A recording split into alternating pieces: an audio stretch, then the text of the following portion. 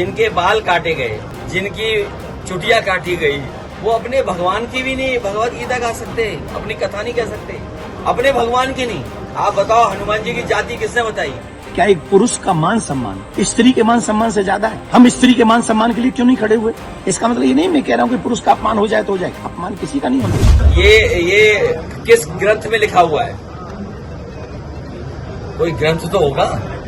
हमारे उपनिषद हैं, हमारी धार्मिक किताबें हैं। तो बताओ, जिनके बाल काटे गए, जिनकी चुटिया काटी गई, वो अपने भगवान की भी नहीं भगवत गीता गा सकते, अपनी कथा नहीं कह सकते, अपने भगवान की नहीं। आप बताओ, हनुमान जी की जाति किसने बताई? प्रभु श्री राम की जाति किसने बताई? बताइए, प्रभु श्री राम की जाति किसने बताई थी? आप बताइए। आप कोई नहीं बोलेगा क्योंकि इमरजेंसी है। अगर नाम बोल दोगे तो डीएम एसपी आपको जेल भेज देंगे। ये भी तो इमरजेंसी है। आप बताइए, रुक जाओ भाई, ये बताओ, प्रभु श्री राम को और प्रभु श्री राम की जाति किसने बताई? भगवान सबके, हमारे भी हैं। अब बीजेपी को ये तकलीफ है, भगवान कृष्ण का प्रचार ज्यादा है, उसे दुनिया में पूछते हैं, बस इतनी सी शिकायत है उन्हें।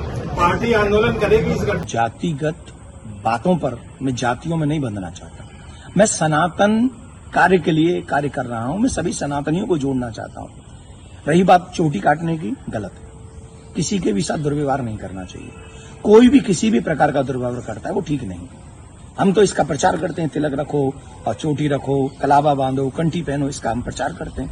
रही बात दूसरी कि जो लोग जातियों के लिए, मैंने तो देखा कि एक गांव में घटना घटी और उसमें बड़े बड़े देश के बड़े नामचीन नेता आकर बयान दे रहे हैं और वो जातियों के विरोध में बयान दे रहे हैं और वो वही काम कर रहे हैं जो अंग्रेजों ने किया था।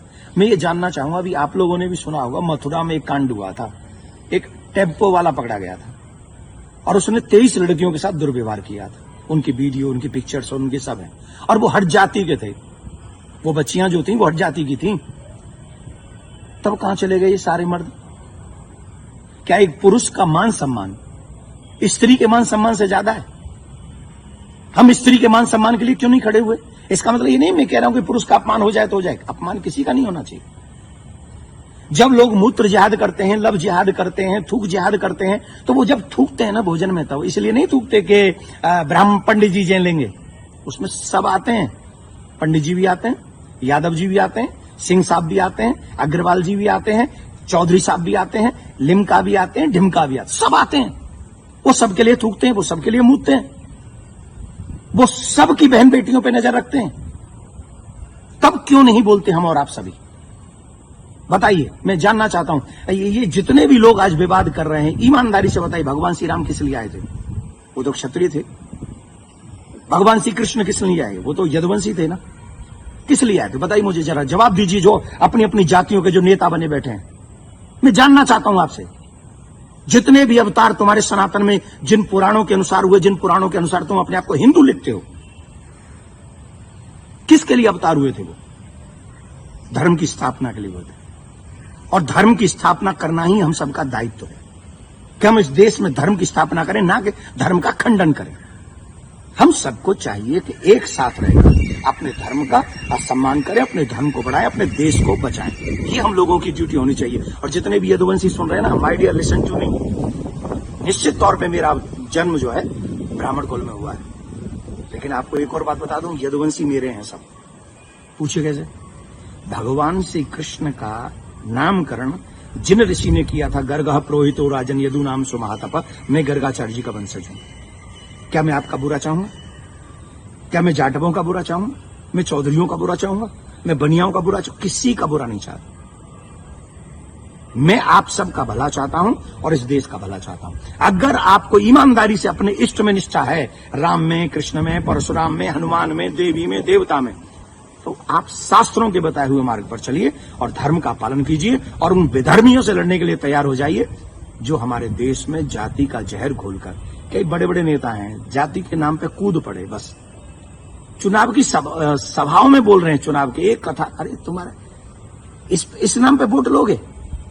लेकिन महाराज जी, सवाल ये आ रहा है कि ब्राह्मणों के अलावा और कोई समाज का व्यक्ति कथा कर सकता है कि नहीं कर सकता? क्यों नहीं कर सकता भाई? कथा प्रवचन कहीं भी करे। हम अपने बच्चों को कहानियां सुनाते, कथा सुनाते हैं, क्या बुराई है? हर एक जाति के व्यक्ति मम्मी पापा दादी दादा नानी नाना तो अपनी ही जाति के होंगे ना। कहानी सुनाए कथा सुनाए कोई बुराई नहीं है, लेकिन व्यासपीठ पर बैठ के सप्ताह करना, देखिए उसकी विधा, हम शास्त्रों की बात करेंगे। यहां मैं अपनी बात नहीं करूंगा। मैं ब्राह्मण कुल में मेरा जन्म हुआ है, लेकिन कितने ऐसे कार्य हैं जो मैं खुद नहीं करता। जैसे यज्ञ कराना मैं नहीं करता, क्योंकि उसमें मेरी नॉलेज नहीं है। वो विवाह कराना वो मैं कार्य नहीं करता। अंतिम संस्कार में भी जो 16 संस्कारों में से एक है, मैं वो नहीं करता। जो चीज मेरे हाथ में नहीं है वो मैं नहीं कर सकता, और जो मेरे हाथ में है वो मैं कर सकता हूं। जब हम भागवत करते हैं, एक अनुष्ठान करते हैं, अनुष्ठान को अनुष्ठान रहने दीजिए। सत्संग प्रवचन रामायण इत्यादि हम सब करें, कौन रोकने वाला है। और कितने ऐसे लोग हैं जो ब्राह्मण नहीं है वो भी कथा कर रहे हैं। हमारे यहाँ तो मुस्लिम भी राम कथा करके गए हैं और हमने उनको स्वीकार किया। रसखान को हमने स्वीकार किया है, रसखान के पद हम लोग गाते हैं। तो इसमें जाति के चक्कर मत पड़िए, जाति बंधन मत फैलाइए। मैं हाथ जोड़ के प्रार्थना करता हूं, आइए हम सब एक हों, सनातन देश और धर्म और आने वाली पीढ़ी को बचाएं, यही हमारा दायित्व है।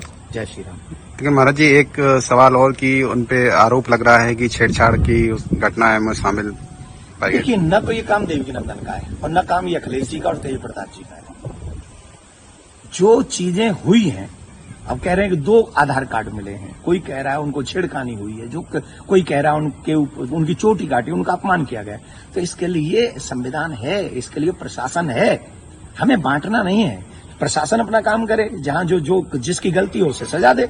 पंडित जी की गलती है तो पंडित जी को सजा दे, यादव जी की गलती है तो यादव जी को सजा दे। लेकिन जो बड़े बड़े लोग हैं, जो बड़े बड़े पदों पर बैठे हैं, उन लोगों को जातिवाद फैलाकर समाज को लड़ाना नहीं चाहिए। ये अच्छी बात नहीं है। धन्यवाद।